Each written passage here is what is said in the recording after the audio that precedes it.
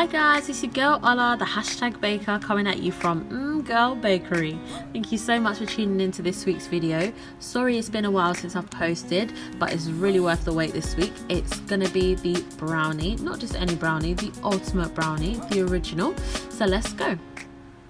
What we're gonna do first of all is we're gonna take a bowl.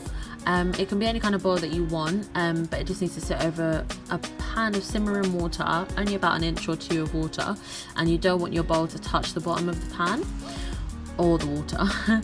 So what we're going to do is add our butter in. If this is soft, you know, super soft as usual, it just makes everything a lot easier.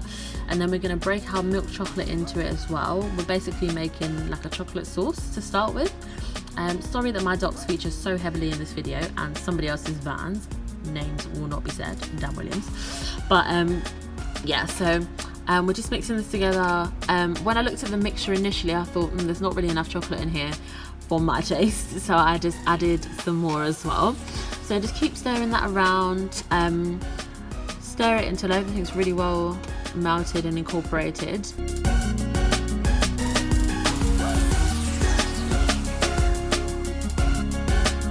As you can see, this does take a little bit of time because we're doing it the double boiler method, but it's worth it. You don't want to do it in a pan. If you haven't got pure plain chocolate, then there's sugar and things will burn, and it's just not worth it. Just do it in the double boiler method. It's easier and a lot safer. You don't want to waste chocolate, obviously.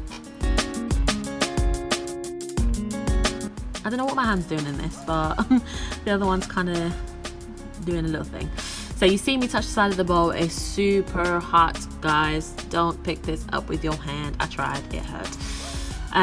So now I've put my mixture to the side and poured out my sugar ready. I use brown and white sugar in this, again like the cookie recipe, just for that flavor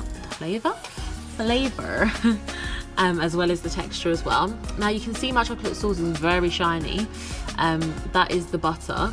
I'm just going to pour the sugar straight in. It doesn't matter if it's still a little bit warm, the sugar will melt. We're not trying to make it dissolve or melt or anything like that, but it's just going to incorporate, so that's fine. Let's get that nicely incorporated. And guys, again, it's the rubber spatulas day. Every day is a rubber spatula day. Do not leave yours behind because that's long.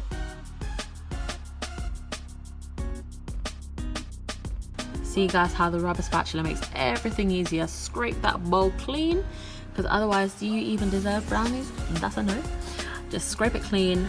I poured it into this other bowl because it seemed like my KitchenAid bowl was still really hot, and that's fine, but we're about to add eggs and we're not trying to, you know, scramble them. We need to temper them into the mixture, and I don't really want to wait too long for the chocolate to cool.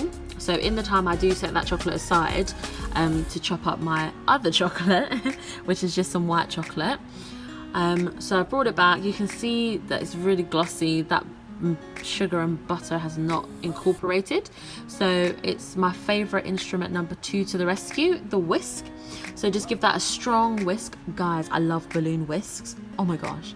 I don't know if anyone else feels like this, but a balloon whisk just actually solves everything. You give it the fastest whisk, any mixture will come together. So you can see the oil is starting to reincorporate into that sugar now, the oil from the butter. It's just reincorporating.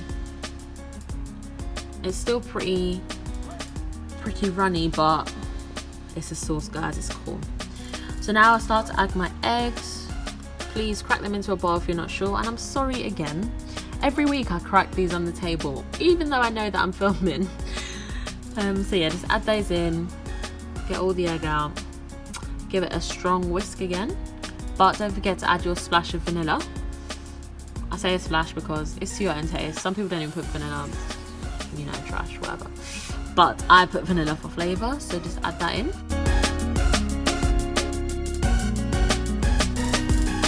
And then in this one, you can see that I've added my flour and my cocoa powder, and I added a little bit of bicarb, and then I just topped my white chocolate in there as well. And back comes the spatula.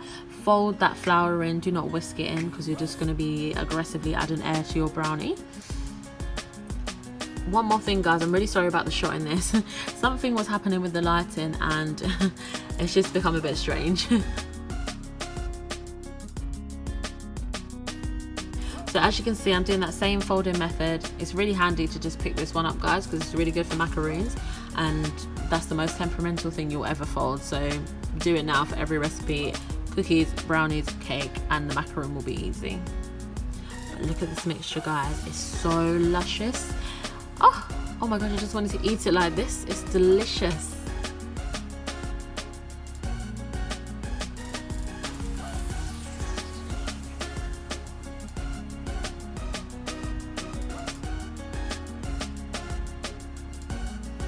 Real. So the mix is all done. My lighting's back to normal, thank goodness.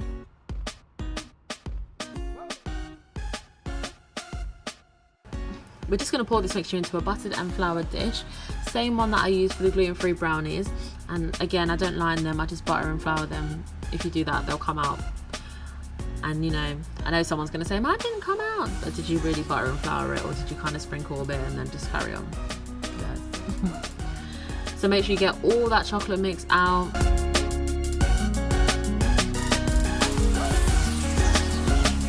And then it's time for the oven.